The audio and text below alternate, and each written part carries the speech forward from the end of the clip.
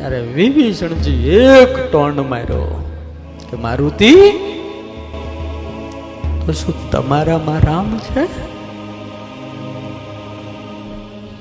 અને આટલું જ કહેતાની સાથે મહાવીર હનુમાનજી વીર આસને થઈ ગયા. અયોધ્યાનો દરબાર, ભગવાન રામ અને સીતા સિંહાસન ઉપર બેઠા. આખા રાજ્યની અંદર, આખા ધરતીની ઉપર આનંદ આનંદ આનંદ, બધાને આનંદ.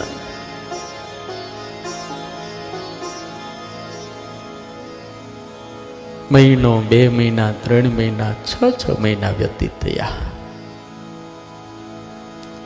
ભગવાનને એમ થયું મારે બધાને રજા આપવી પડે,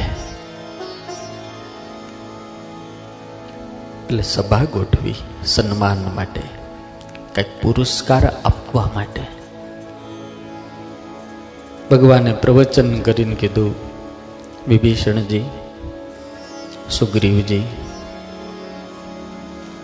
ગૌ રાજા હતા, નલ, નીલ, અંગદ, બધાને કીધું તમારે પરિવાર છે, તમારે રાજ્ય છે, હવે તમે બધા હવના ઘરે જાઓ. ભગવાન કે હું તમને આપી એકું એમ નથી કાંઈ, કારણ કે તમે બહુ મારું કામ કર્યું છે, પણ તે છતાં તમને હું ખાલી હાથે નહીં જવા દઉં.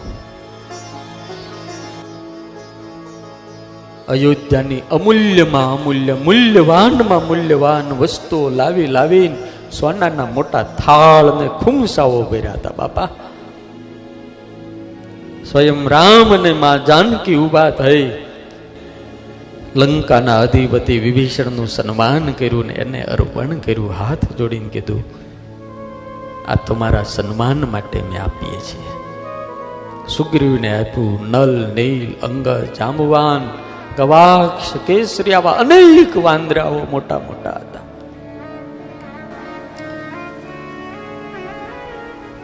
આ બધા સિંહાસન ઉપર બેઠા હતા. ફરતી બાજુ દાદો હેઠે બેઠો હતો. રામે સીતા સામે જોયું, સીતાજી રામ સામે જોયું. પ્રભુ, આને હું આપશું? रामे हाथ ऊंचा कर दिया, मेरे पास ऐसा कुछ भी नहीं है कि मैं हनुमान को दे सकूं. सीते एने जे काम कर्યું છે એનો ઉપકાર આ અયોધ્યાનું રાજ્ય આપી દઉં ને તોય ચૂકવી ન એકાય એવું કામ કર્યું છે. ઘણી વખત કોકનો આપણા ઉપર એવો મોટો ઉપકાર હોય કે શબ્દો નાના પડે, આ વંદન નાનું પડે, તમારી દાસ્તા નાની પડે. બાપા,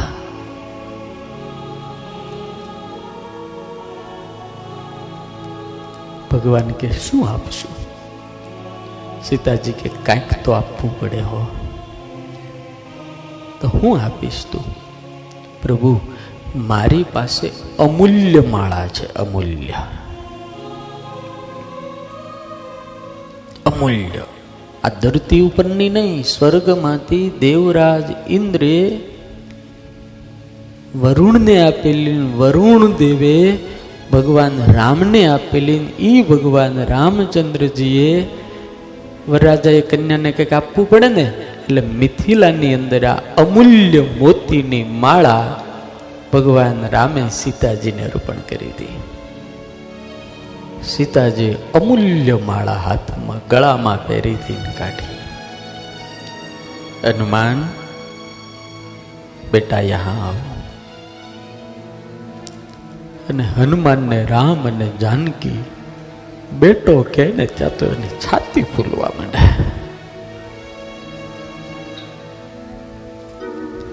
એનું નિખાલસપણું, એનું ભોળુપણું. ગદા નાખી દીધી, કૂદકો મારી માના ચરણમાં.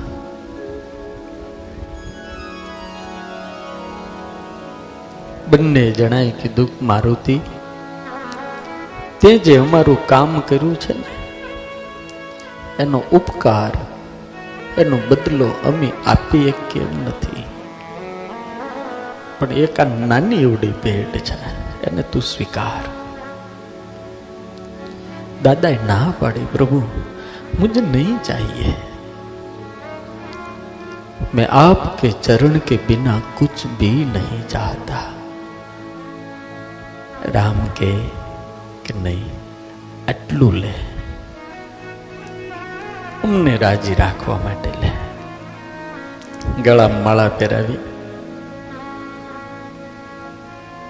આમ એકડે ઠેઠ કચેરી ભરી છે. મોટા મોટા બધા બેઠા, વશિષ્ઠજી બેઠા છે, વિશ્વામિત્રજી બેઠા, જનક મહારાજ બેઠા છે, વિભીષણજી બધા. એનું ઓલું કહેવાય ને, વાંદર વેડા ચાલુ કર્યા દાદાએ. આમ કરીને મોતીની માળા લીધી. આમ ઝીણી આંખે મોતીની અંદર અંદર અંદર અંદર જોવે. એટલે બધા હનુમાન સામું જોવે કે આ એ કર ક્યાં રહા હૈ. અંદર કઈ દેખાય નહીં ને એટલે મોઢામાં મણકો નાખે. અમૂલ્ય મોતી, જેનું મૂલ્ય ધરતી ઉપર કોઈ કરી શકવા સમર્થ નથી, એવું અમૂલ્ય. આ ધરતીનું હતું જ નહીં, સ્વર્ગ સે આયા થા. એ મોઢામાં નાખી અને જોરથી દબાવીને મોતીને ભાંગે અને પછી બે ટુકડા થાય ને એ હાથમાં લઈને એમાં જુએ. એમાં જ્યારે કાંઈ ન દેખાય એટલે ઘા કરી દે. 1 2 3 4 5 પૂરી સભા સ્તબ્ધ હો ગઈ કે બંદર ક્યાં કર રહા હૈ. બુદ્ધિશાળી, હોશિયાર, જે મોટા મોટા માણસો હતા, શ્રીમંત હતા, શેઠિયા હતા, રાજા હતા, એ બધા વાતો કરવા માંડ્યા. ગમે એમ તો જાતનો તો વાંદરો ને,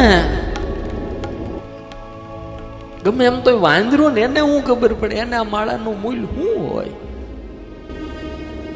રામ અને સીતાએ હસવા માંડ્યા. અને એ વખતે વિભીષણથી ન રહેવાનું.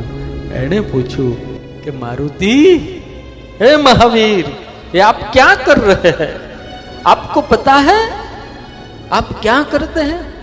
ये अमूल्य माला है, आपको भेंट दी है और आप इनको तोड़ देते हैं, ऐसा क्यों करते हो? तब हनुमान जी ने कहा कि विभीषण जी, मैं इसमें देख रहा हूं कहीं मेरा राम दिखाई देता है? बाहर तो नहीं दिखाई देता, तोड़कर अंदर देख रहा हूं. और हे विभीषण जी, जिसमें राम नहीं है, जो राम का नहीं है, वो मेरे काम का नहीं है. इसमें राम नहीं है तो मेरे लिए कोई मूल्य नहीं है, इसका कोई मूल्य नहीं है. जिसमें राम है वही मूल्यवान है, और जो राम का नहीं है वो मेरे लिए हराम है. यार विभीषण जी एक टोन मारो कि मारुति, तो શું તમારામાં રામ છે? અને આટલું જ કહેતાની સાથે મહાવીર હનુમાનજી વીર આસને થઈ ગયા.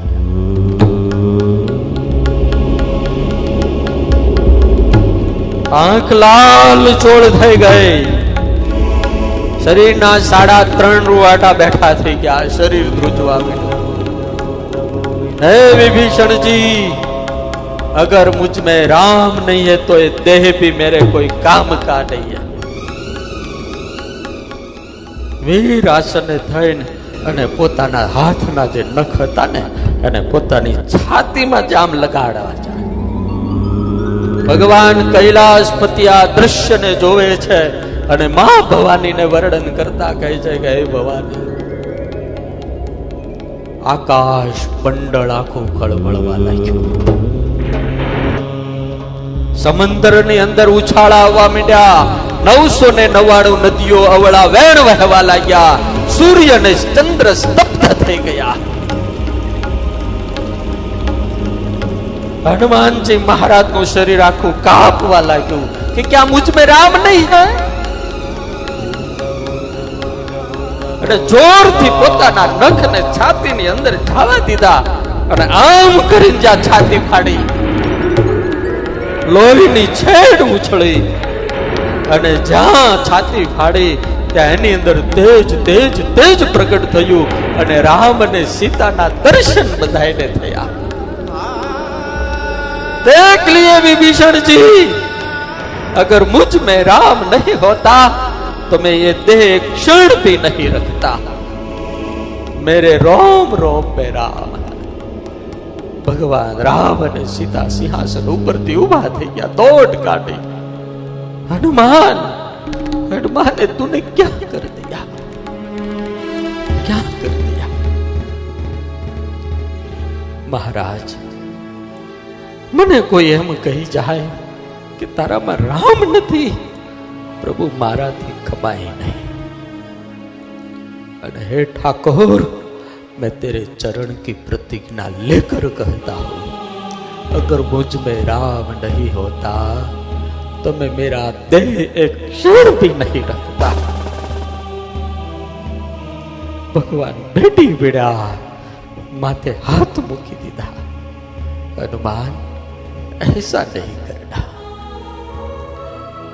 અને કવિ કાગને લખવું પડ્યું, હરિએ કંઠમાં એને હાર પહેરાવ્યો ને મોતીડા મોઢામાં નાખ્યા. હરિએ કંઠમાં હાર પહેરાવ્યો ને મોતીડા મોઢામાં નાખ્યા. મોતીડા કરડી માળા ફેંકી,